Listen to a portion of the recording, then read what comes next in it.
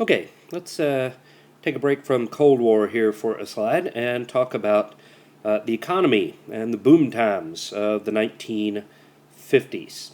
And let's start with the GI Bill.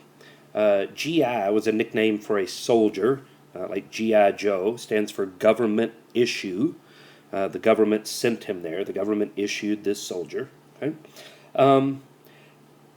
Now, this is maybe the most, if certainly one of the top three, in my opinion, the most important piece of legislation that the United States government passed in the 20th century. Okay, I cannot state how important this is. So we learned our lesson after World War I. If you'll recall, we were in an economic mess coming out of World War I. We had a huge unemployment. Inflation was through the roof. So we learned our lesson from that and decided we weren't going to do the same thing again. We were going to fix it so it's different this time. And to do that, the government passes the GI Bill. Okay? Now, the GI Bill does two very important things. Okay? First of all, well, before we talk about the two, it is technically, because the name really helps explain what it does, technically it is known as the Servicemen's Readjustment Act. Servicemen, meaning soldiers, right? They served their country. Servicemen's Readjustment Act. It's helping them readjust to civilian life out of the military. Now, to do that, it's going to do two things. One, the GI Bill will pay for your college tuition. If you served in the military, the GI Bill will pay for your college tuition. It will pay for you to get a bachelor's degree, or if you have a bachelor's, it'll pay for a master's. It'll pay for you to get a college degree at a state public university. You can't go to a private one, but any public university, it will pay for you to get a degree.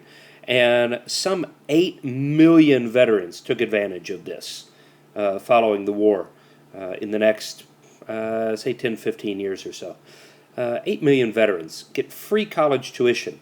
Now that helps stop unemployment because all these servicemen, soldiers coming home from the war, all looking for the job at the same time, is a problem. There aren't that many jobs.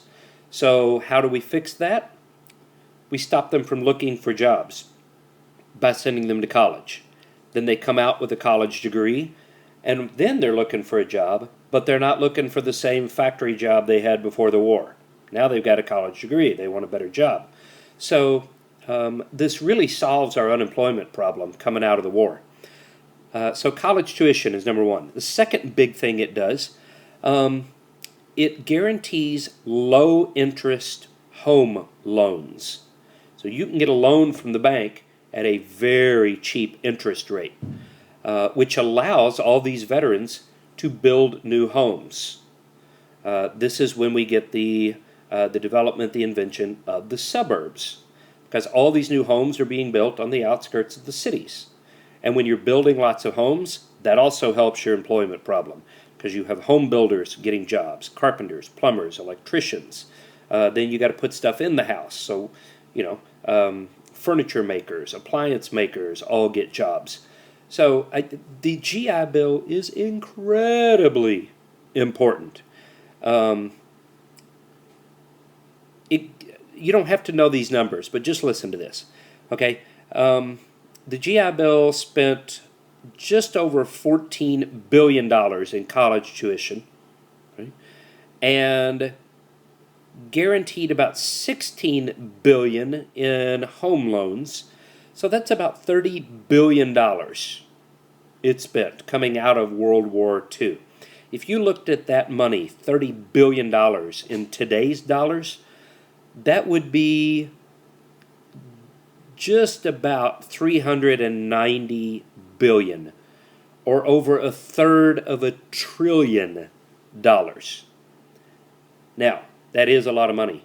But just like we talked about with the Marshall Plan, the United States is going to make money on this deal. because people are making more money and they're paying higher income taxes. So the government will make money on this deal in higher income taxes.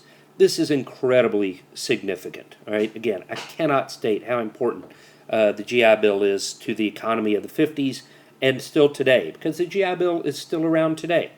Right? You can still, if you are a veteran, you can still go to college fairly cheaply. They'll pay for it. And you can still get lots of loans at cheap interest rates. So, incredibly important. Now, that helps lead to the economic boom of the decade. Right? The middle class is really the ones that are going to benefit here. The middle class will double in size from before the Great Depression. About 60% of the American people, by the time the 50s are over, about 60% of the American people will be middle class. That is incredibly high, a lot higher than it had ever been. Also, about 60% of families would own their own homes by the end of the decade, thanks to the GI Bill. Right? So the economy of the decade is booming, bigger than it had ever been, bigger than the 20s, certainly. Right? The main beneficiary of this booming economy is going to be women. Most of the new jobs created in the 1950s will go to women as we enter more of a service type of industry than an industrial industry. So there you see the picture of women secretaries and such there. So women are going to benefit more than any other group. Okay? Now, one of the reasons that the economy is able to boom as much as it is because we have a very cheap source of energy. And that cheap source of energy is seen here in the political cartoon in oil. There you see baby Uncle Sam drinking his bottle, and instead of a bottle of milk, his bottle is an oil rig there. The Middle East is providing us with very cheap oil, and that oil provides us with cheap energy. Homes are heated with oil all of a sudden. Cars are running. With all this cheap oil and cheap gasoline, cars are built in record numbers and sold. And if you have record numbers of cars being driven, you need more roads. So road construction is going to boom, which helps your unemployment problem. Okay? We also see another big business here called agribusiness. Small family-owned farms began to disappear as large farming companies bought them up. Okay? And this led to the creation of something called agribusiness. It's big business agriculture. Right? Big business agriculture. The days of the mom and pop farm, the family-owned farm are gone. And these big businesses could use expensive machinery and fertilizers to produce record numbers of crops. Just to give you a statistic here, and again, you don't have to know this, but at the end of World War II, the beginning of this unit, farmers made up about 15% of the labor force. 15% of workers were farmers. By the time we get to the end of the 20th century, 1999, 2000, 2% of the workforce are farmers. 2%. Yet they're feeding much of the world. So the numbers of farmers keep going down, down, down, down, down, down, but the number of crops they produce go up and up. It's agribusiness. Big business agriculture. Okay. All right, let's talk about the 1948 election here real quickly. We have three candidates. The Republicans are going to nominate New York Governor Thomas Dewey, D-E-W-E-Y there. Thomas Dewey, New York Governor, would be the Republican nominee. He was very popular, and everybody assumed he was going to win because the Democrats are nominating for re-election President Harry Truman, but he's not real popular. Truman is, he has a very strong support of civil rights, which makes him extremely unpopular in the South and even parts of the North. And Truman has desegregated the military. He has determined that the military will no longer be segregated. Black and white soldiers will serve side by side in the same units, which makes him, once again, very unpopular in the South. And since the South hates Truman, Southern Democrats are going to nominate their own candidate. That's our third guy here. South Carolina Governor Strom Thurmond. Strom, interesting name there, S-T-R-O-M. Strom Thurmond. He had a very interesting campaign. Being from the South, Strom Thurmond, South Carolina governor here, Governor Thurmond, is a very strong segregationist. And his campaign slogan was segregation today, segregation tomorrow, segregation forever. And anytime I asked him about his position, anytime anyone, asked him about his position on anything, his answer was, we got to have segregation.